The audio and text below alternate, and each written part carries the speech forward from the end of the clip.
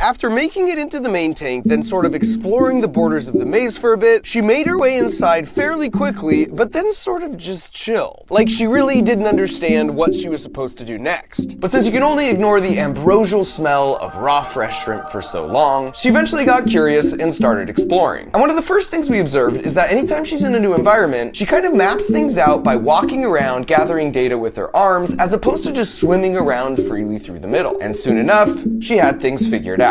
Now admittedly, this first challenge was a bit of a softball, because having observed Sashimi in her home tank, I knew she was good at digging and burrowing herself in the sand, using the water propulsion from her siphon tube to clear the rocks away. The floating balls were even less of a challenge for her, and after making it through, you really get a sense of how much she sends out her arms as scouts to gather critical information. Especially in the wild, they can reach their arms around and inside crevices, not only to smell and taste, but as we'll cover in a minute, even see and independently think. So obstacle 1 was pretty straightforward, but figuring out how to operate a revolving door would be a much harder test.